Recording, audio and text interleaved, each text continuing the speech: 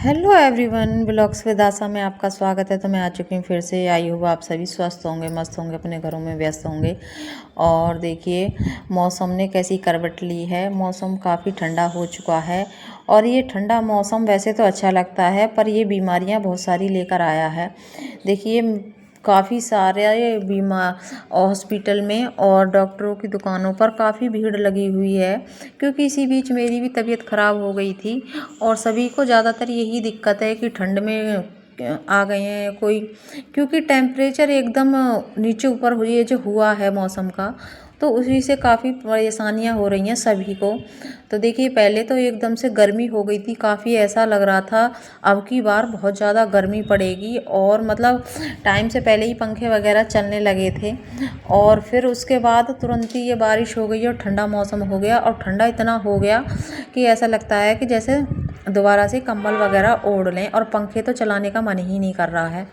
तो देखिए इसी वजह से मेरी भी तबीयत ख़राब हो गई थी। अब देखिए इंसान है, जैसा इंसान महसूस करता है ऐसा ही अपने आप को डालता है, और वैसा ही सोचता है, और ऐसा ही हम खाना पीना लेते हैं, और उसी हिसाब से हम रहते भी हैं।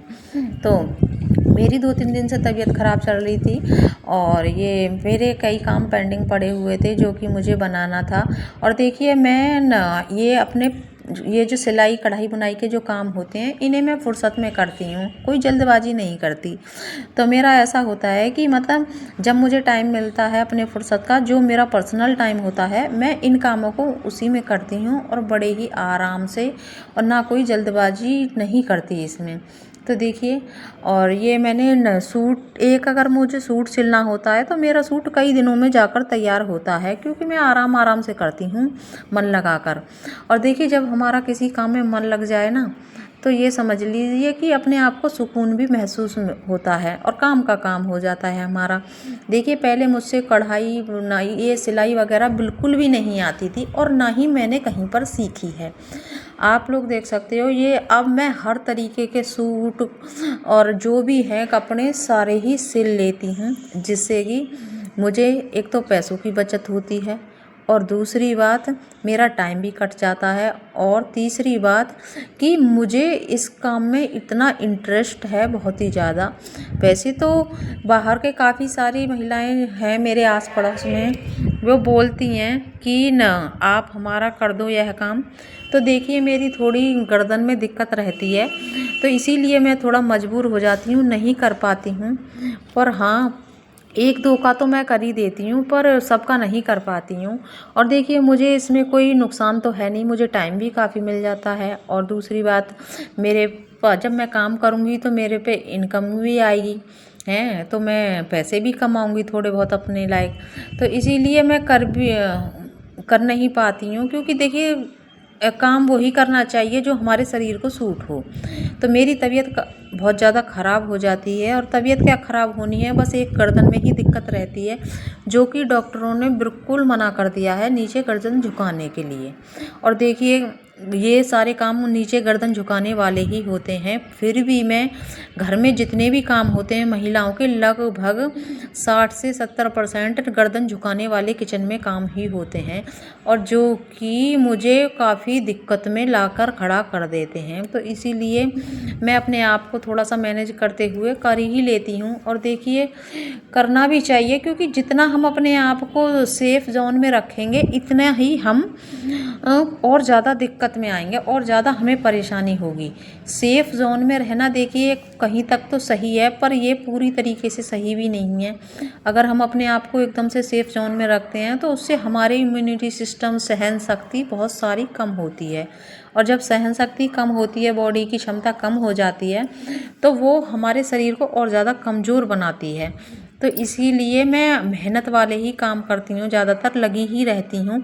और वैसे मुझे डॉक्टरों ने बिल्कुल मना किया हुआ है कि आपको गर्दन नहीं झुकाना है, और फिर भी मैं देखिए आप लोग देख सकते हो मेरी वीडियो में मैं सारे काम भी करती हूँ।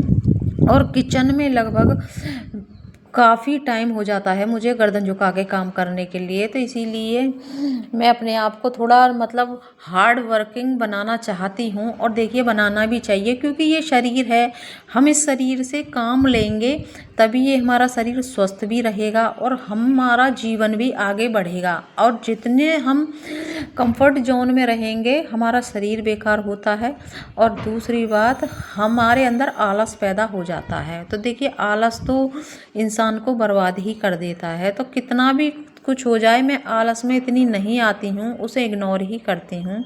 तो देखिए अब मैं आ चुकी हूँ छत पर। तो देखिए हमारे यहाँ पर बंदरों ने काफ़ी सारा पहरा लगा रखा है चारों तरफ, और बंदरों ने ज़्यादातर हमारे आस पड़ोस में सभी जगह टंकियों का बहुत बुरा हाल किया हुआ है, और पौधों को तो बिल्कुल बेकार कर देते हैं। ये मैंने अमेजोन उससे मंगाए थे पौधे न, मीशो से ऑनलाइन, और ये 2 साल हो गए इन पौधों को। इन पौधों पर बंदरों ने फूल ही नहीं खिलने दिया। और देखिए ये है हमारी टंकी, जो कि हार कर हमने इस पर तार बिछा दिया, वरना ये बंदर रोज़ तोड़ के जाते थे। और ये सारी जो भी मैं फुलवाड़ी दिखा रही हूँ आपको, इसे भी उखाड़ के डाल जाते हैं।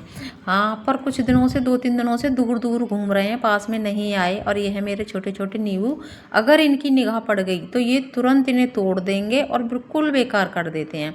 धनिया भी उखाड़ कर डाल गए थे। और देखिए ये शाम का वक्त हो रहा है। शाम को जब मैं ऊपर आती हूँ तो अपने पौधों को थोड़ा सा देखती हूँ, इनके पास बैठती हूँ, जो कि मुझे बहुत ही सुकून देने वाला लगता है। और देखिए ये है मेरा टमाटर का पौधा। मैंने बहुत सारे टमाटर के पौधे लगाए हुए थे, पर बंदरों ने ऐसा बुरा हाल किया कि मुझे मतलब फिर वो उखाड़ने ही पड़े। पर फिर भी क्या करूँ, आदत से मजबूर हूँ, फिर भी लगा ही लेती हूँ पौधे। ये है नींबू का पौधा छोटा सा, जो कि मैंने बीजों से ग्रो किया हुआ है। और कई सारे पौधे मेरे मौसमी के भी हैं। और देखिए ये है छोटा सा बीज गिलोय की, मैंने बेल लगाई हुई थी, जो कि बंदरों ने एकदम से उखाड़ दी थी, और 3 बार उखाड़ी, और 3 बार मैंने ये लगाई गिलोय की बेल। गिलोय का पौधा ऐसा होता है कि वो बेल बहुत जल्दी हो जाती है, और हार्डी प्लांट है तो अच्छे से चल भी जाता है। तो देखिए अब मैं ऊपर का काम ख़त्म करके, और ऊपर का मौसम बड़ा सुहाना हो रहा था, मेरा जाने का मन भी नहीं हो रहा था। तो ऊपर क्या करूँ, मुझे किचन में जाना था नीचे शाम का खाना बनाने के लिए।